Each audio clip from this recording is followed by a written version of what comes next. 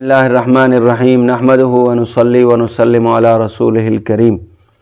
آج سوال 2 ہیں اور ہر شرعی سوال اور اس کا جواب جو ہے وہ ضروری ہوتا ہے، اہم ہوتا ہے۔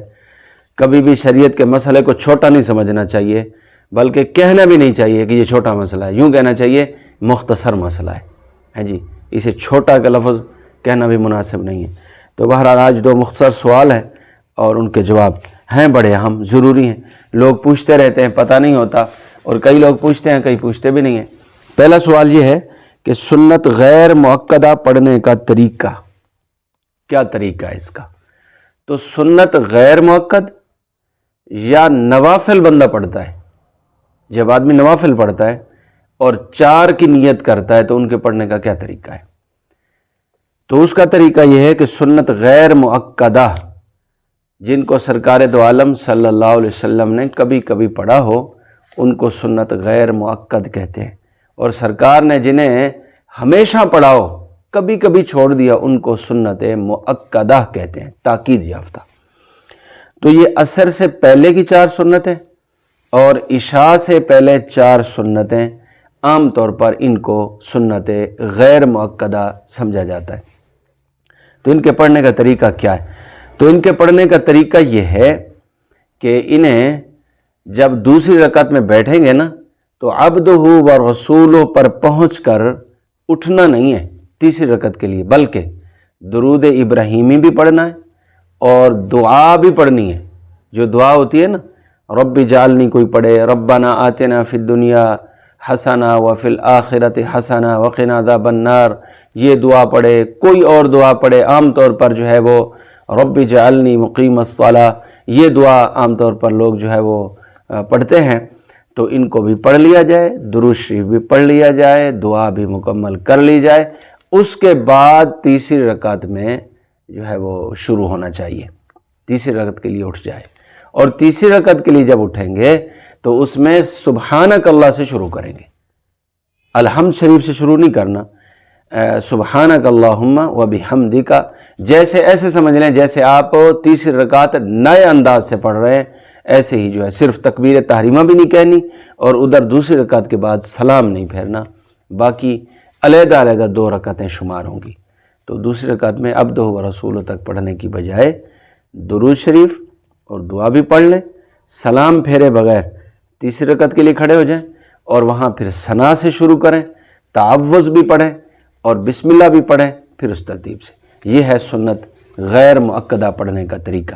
اسی طرح اگر آپ نے تہجد پڑھنی، اللہ نے آپ کو توفیق عطا فرمائی ہے، سعادت بخشی ہے، وہ خاص لوگوں کی حاضری کا وقت ہوتا ہے، اللہ نے آپ کو سعادت دی، آپ تہجد پڑھ رہے ہیں، 4 کی نیت بھی کر سکتے ہیں، ویسے بہتر 2 ہیں لیکن 4 کی نیت بھی کر سکتے ہیں، تو اس میں بھی ایسے ہی پڑھنا ہے۔ پھر اسی طرح زوال کی 4 رکعتیں ہیں، وہ بھی ایسے پڑھنی ہیں۔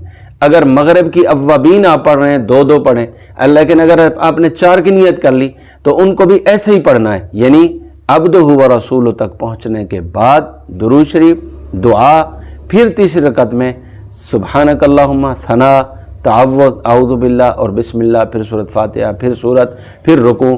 یہ ترتیب ہے نوافل کی اور سنت غیر مؤکدہ کی۔ اس کا حوالہ یہ ہے، بات جو ہوتی ہے وہ با حوالہ، وہ پھر زیادہ تسلی بخش بھی ہوتی ہے اور اعتماد بھی اس پر ہوتا ہے۔ یہ میرے ہاتھ میں خیر الفتاویٰ ہے، انتہائی معروف و مشہور اور قابل اعتماد، پورے پنجاب، پورے ملک، پوری دنیا کی فقہ حنفی کے اعتبار سے انتہائی معتبر فتاویٰ ہے، خیر الفتاویٰ۔ اس کا صفحہ ہے جی 485، اس کا صفحہ 485، جلد 2، خیر الفتاویٰ جلد 2، صفحہ 485۔ اس میں لکھا ہے سنت غیر مؤکدہ میں 2 رکعت پر درود شریف اور دعا پڑھنا اور تیسری رکعت کے شروع میں ثنا پڑھنا افضل ہے، بہتر طریقہ یہی ہے۔ اگر کسی نے نہیں پڑھا، نفل پڑھ رہا تھا یا سنت غیر مؤکدہ یہ نہیں پڑھا، اس نے درود بھی نہیں پڑھا، دعا بھی نہیں پڑھی، اور تیسری رکعت میں اس نے ثنا بھی نہیں پڑھا، تعوذ بھی نہیں پڑھا، اس کے نوافل تو ہو جائیں گے لیکن بہتر طریقہ نہیں ہے، افضل یہی ہے جو پہلے گزارش کی۔ اب اس میں شامی کا حوالہ ہے، فرمایا وفی البواقی عن ذوات الاربع یصلی علی النبی صلی اللہ علیہ وسلم، سرکار دو عالم علیہ السلام پر درود بھی پڑھے، و جو ہے ویستفتح ویتعوذ، ثنا بھی پڑھے اور تعوذ بھی پڑھے۔ بسم اللہ تو ویسے پڑھنی ہوتی ہے، سورۃ فاتحہ سے پہلے بسم اللہ پڑھنا ویسے سنت ہے، مستحب ہے۔ تو یہ طریقہ لکھا ہے کہ جو ہے وہ نبی پاک صلی اللہ علیہ وسلم پر درود پڑھے اور یستفتح، ثنا بھی پڑھے اور تعوذ بھی پڑھے۔ تو یہ ہے خیر الفتاویٰ جلد 2 صفحہ 485۔ اور دوسرا اہم سوال یہ ہے کہ عام طور پر ایسا پیش آ جاتا ہے کیا کہ جی امام صاحب نے سلام پہلے پھیر دیا، مقتدی ابھی تک انہوں نے درود بھی مکمل نہیں کیا، دعا بھی نہیں پڑھی، تو کیا کریں؟ آیا امام کے ساتھ سلام پھیر دیں یا امام کے بعد اپنا درود مکمل کریں، دعا مکمل کریں، امام سلام پھیر کر کے اٹھ جائے، یہ اپنا پورا کرتے رہیں؟ کیا طریقہ ہونا چاہیے؟ تو اس کا طریقہ بھی شرعاً یہ ہے کہ امام نے جب سلام پھیر دیا اور آپ نے درود اور دعا شریف، درود شریف اور دعا مکمل نہیں پڑھی، تو آپ کو کیا کرنا چاہیے؟ اس کے بارے میں بھی یہ میرے پاس کتاب ہے، اس میں لکھا ہے کہ انسان نمازی کو چاہیے کہ وہ امام کی تابعداری کرے، سلام پھیر دے، درود اور دعا درمیان میں چھوڑ دے۔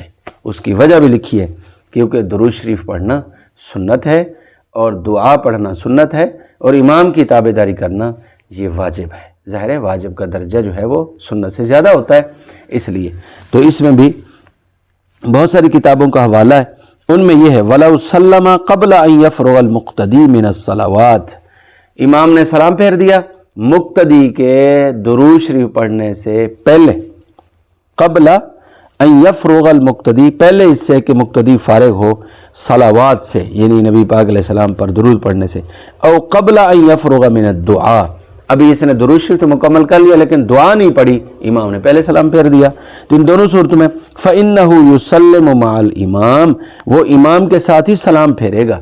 خلاصۃ الفتاویٰ انتہائی معتبر کتاب ہے، اس کا حوالہ صفحہ 1 جلد 1 صفحہ 159، کتاب الصلاۃ الفصل الخامس، جی۔ اور اسی طرح دوسری کتاب ہندیہ کا حوالہ ہے، فتاویٰ، جس کو جو ہے وہ فتاویٰ ہندیہ کہتے ہیں، عالمگیریہ بھی کہتے ہیں، انتہائی معتبر کتاب ہے۔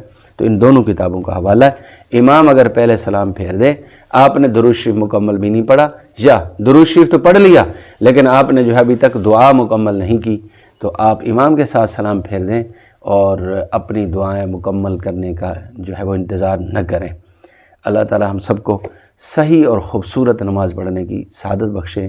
وما علینا الا البلاغ۔